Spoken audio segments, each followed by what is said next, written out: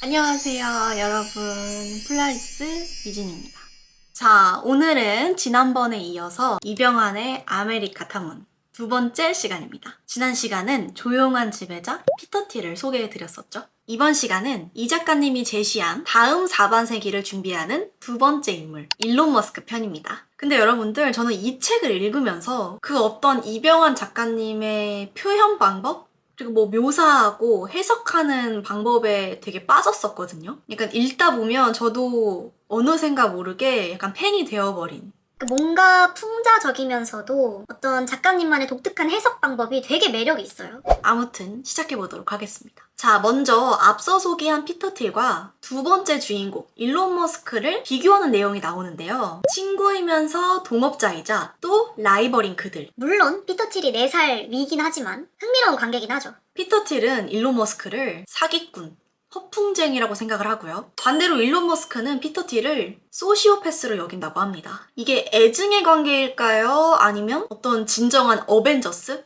그러니까 예를 들어서 캡틴 아메리카랑 아이언맨 같은 정말 결이 다른 두 사람이죠. 책은 이렇게 두 사람을 비교합니다. 틸이 리스크를 분산하면 머스크는 리스크를 극한으로 감당하고, 틸이 작전을 짜는 전략가이자 전체를 지휘한다면 머스크는 앞장서서 돌파하는 선봉장이자 선동가다. 틸이 투자자이자 플래닝하는 사람이라면 머스크는 발명가이자 플랜팅을 준비한다. 틸이 지구 재건을 희망한다면 우리의 두 번째 주인공 머스크는 우주를 꿈꾸며 은하수를 여행하는 히치하이커라는 점. 자, 이번 시간은 좌충우돌 히어로 일론 머스크를 만날 시간입니다. 1971년생, 피터 틸보다는 4살 아래죠. 진정한 X세대입니다. 그의 모든 게 다 X죠. X닷컴, 뭐 스페이스X, XAI, X코퍼레이션. 심지어 본인 아들의 이름에까지. X는 전통적으로 미지의 것, 탐구되지 않은 영역을 가리킵니다. 그리고 무한한 가능성의 상징이자 미지수죠. 또 2가지 이상의 다른 요소가 만나는 교차점을 의미하기도 합니다. 또 X는 역사적으로 혁명적인 변화를 상징해 왔었어요. 2002년 31살의 그는 미래의 혁명을 꿈꾸며 스페이스X를 설립합니다. 지구라는 홈그라운드를 벗어나 새로운 은하 문명을 건설하기 위함이죠. 정말 스케일이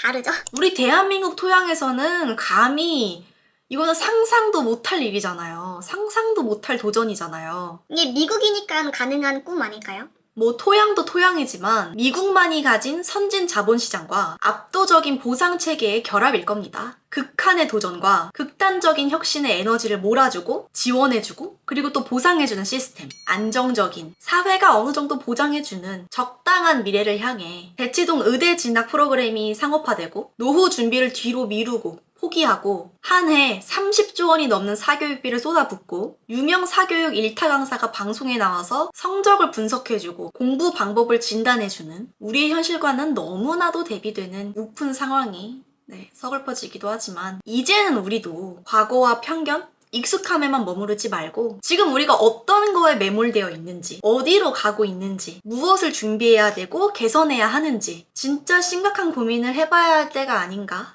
생각해봅니다. 지난달 통과된 테슬라 주주 총회, 향후 10년간의 경영 목표를 달성할 경우 1조 달러, 원화로 1,450조 원을 보상한다는 안건이 통과된 게 화제였습니다. 향후 10년 동안 테슬라의 시총을 현재의 6배 수준으로 끌어올리고 연간 2천만 대의 차량을 판매하고 자율주행 구독 1,000만 건, 휴머로이드 로봇 100만 대, 로보택시 100만 대 상업 운행을 달성하는 조건이었는데요. 그러니까 우리가 꿈꾸고 상상하는 그런 미래 자체인 거죠. 그리고 그거를 해내면 1조 달러를 보상하겠다는 거잖아요. 성공 여부와 그런 보상 체계에 대한 찬반을 떠나서 미래를 송두리째 바꾸는 극단적 혁신을 꿈꾼다는 거, 저는 그냥 그 자체가 놀라울 따름입니다. 다시 돌아와서 일론 머스크는 현생 인류의 고향 아프리카 대륙에서 태어났습니다. 우리 인류가 나무에서 내려와 아프리카를 떠나 전 대륙을 이동했듯이 일론 머스크도 아프리카를 떠나 아메리카 대륙으로 이주했죠. 독서 광이자 게임 광이고 어린 시절부터 호기심과 상상력이 남달랐던 일론은 이제 인류를 다행성종으로 진화시키려는 꿈 아닌 꿈을 준비하고 있죠. 이병환 작가님은 그런 일론의 꿈을 우주 진출과 우주촌 수립은 신령스러운 신의 계획, 계시라고 표현을 합니다. 일론에게 그런 신탁을 부여한 스승님 두 분을 소개하겠습니다. 한 분은요, 저도 존경하는 칼 세이건이고요. 또 한 분은 스티븐 호킹이죠. 일론은 10대에 칼 세이건의 코스모스를 통해 무한한 우주를 배웠고 20대의 스티븐 호킹을 통해 종말이 얼마 안 남은 불과 100여 년 정도로 유한한 지구를 확인하고 다음 세대뿐만 아니라 3000년, 3만 년 후를 그리면서 설립한 회사가 바로 그 유명한 스페이스 X라고 합니다. 그리고 그 위대한 첫걸음이 바로 화성인 거죠. 그러니까 스케일이 다르죠. 저 이런 거 보면 진짜 다른 것 같아요, 여러분들.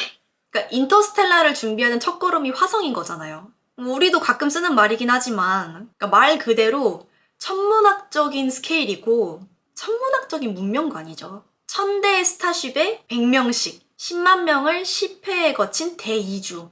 일론에게 지금의 미국은 답답하기만 하고 느리고 규제에 엉켜있고 무엇보다 시간이 없습니다. 이 우주적 소명을 이루기에는 잠자는 시간도 아까울 정도예요. 여타 다른 억만장자처럼 무슨 근사한 저택에서 안락하게 생활하지 않고요. 공장 바닥이나 사무실 책상에서 웅크리고 잡니다. 전형적인 현장파이자 돌격 대장이죠. 선봉장이죠. 너무나도 거침이 없기에 여러 구설수에도 자주 오르내리기도 하지만 그의 우주적 소명은요. 그리고 미국의 답답한 현실은 그로서는 마음이 급합니다. 그래서 트럼프를 택하고 도지의 임무, 욕만 먹는 그 독배를 마신 걸 수도 있어요. 그래서 이런 거죠. 내가 하고 말지. 이 답답한 사람들아. 진짜 답답하네 이거. 약간 이런 거죠. 진짜. 규제를 철폐하고 행정을 감축하고 비용을 절감하는 일. 그러니까 일반 대중한테는 불편하고요. 다수의 주주들한테는 본업에 집중하지 않는다는 어떤 실망감을 안겨줄 수도 있겠지만 그가 바로 본 미국은 어딘가가 고장나서 중국에게도 추월을 허용할 정도로 망가져 있음을 느꼈을 수도 있었겠죠? 이제야 저도 그의 어떤 그런 조급함과 괴기함이 이해가 갑니다. 제가 이 책을 읽고 제 공무원인 엄마랑 이런 얘기를 했었어요. 우리나라에도 공무원 사회에도 도지가 필요하지. 하지만 그거는 꿈도 꿀 수가 없죠. 절대 불가능하잖아요. 그거는 우리나라에선 불가능하죠. 뭘 해도 권한남용, 직권남용이죠. 그리고 적극행정, 감옥으로 가는 직행열차입니다. 바로 중국 스파이로 낙인 찍히고 악마로 포장되고 가족들까지 사냥당할 거예요. 무엇보다 일론처럼 소명을 위해서 독배를 받을 인물이 나올 수 없는 토양인 건 저만의 생각은 아니겠죠. 여러분들은 어떻게 생각하시나요? 일론 머스크가 준비하는 다음 세상. 앞서 얘기했듯이 10년 안에 중국의 추격을 뿌리치고 한 해 2천만 대의 차량을 생산해내고 우리 주위에서 흔하게 옵티머스와 함께 생활을 하게 되고 자율주행이 일상화되고 노동이 사라진 시대. 즉, 일에서 해방된 우리의 미래가 정말 실현이 될까요? 그리고 10년 안에 테슬라의 시총이 6배가 되는 그런 미래가 우리를 기다리고 있을까요? 역시 판단은 각자 개인의 몫이겠지만 저는 개인적으로 이병환 작가님의 해석을 보태서 조심스럽게 예상을 해보면 예상보다는 좀 더 앞당겨질 수도 있겠다 라고 정말 조심스럽게 제 영상에 박제해두겠습니다. 어쩌면 2035년이 아니라 2033년도 가능하다. 그래야 미국이 중국을 주저앉힐 수 있지 않을까 생각해봅니다. 물론 이거는 제 바람이에요. 제 바람. 자, 다음은 세 번째 영웅을 만나러 가보겠습니다. 피터 틸이 체스를 사랑하고 일론 머스크가 게임을 좋아한다면 이 세 번째 영웅은요, 대자연 속에서 사색을 즐기고 중력과 부력의 중용이라는 수영을 즐긴다고 합니다. 진짜 이 표현, 여러분들 이 작가님의 표현 있잖아요. 진짜 매력 있지 않나요? 저는 여기에 빠졌었거든요. 이런 표현들에. 일론이 디지털 광장의 선동가라면 이분은 테크노 광야의 선각자라고 합니다. 세계에서 가장 비밀스러운 기업을 경영하는 기술과 철학의 결합, 팔란티어의 CEO 알렉스 카프입니다. 물론 이분도 저의 동업자예요. 전 세계적인 천재들과 동업을 하니까. 그리고 얼마 전에 성수동 팝업에서 제가 이분을 실물 영접을 했습니다. 제가 영상도 올렸었죠? 그리고 이 책에서는 야인, 도인으로 지칭합니다. 사무실에서보다는 이제 길에서, 들에서, 산에서 움직이며 일을 한다고 해요. 그러니까 고요함을 고수한다. 그러니까 셀럽으로 부산한 삶은 질색이다. 프라이버시겠죠? 명상을 즐기고 무슨 러닝, 하이킹, 트레킹, 합기도 그리고 특히 수영을 즐겨한다고 합니다. 자연과 역동적인 몸의 움직임을 일체화하면 근육과 뇌에 더 많은 산소가 공급되면서 브레인 퍼포먼스가 향상되고 고도의 몰입 상태로 들어가게 되는 거죠. 근데 이거는 저도 100% 공감을 해요. 이 부분은 진짜. 야생에서 사색하며 기술의 초가속적 변화를 조망하는 야성의 깊은 시야를 확보하게 되는 거죠. 2024년 이코노미스트가 선정한 올해의 CEO 알렉스 카프가 우리가 만나게 될 세 번째 영웅입니다.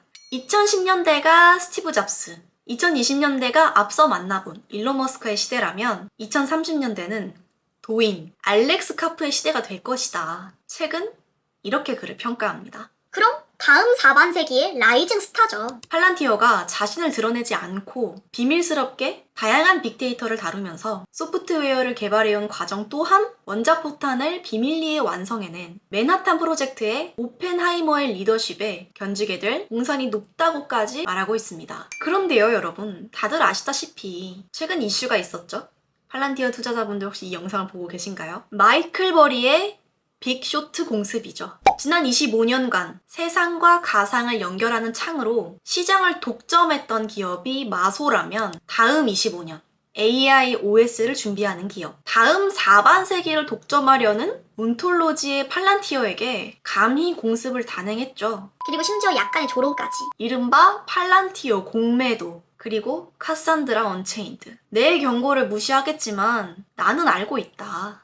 다가올 파국을. 우리의 세 번째 영웅 알렉산더 케이드먼 카프도 이에 강하게 응전을 합니다. 완전히 미친 짓이다. 완전히. That shit crazy. 완전히.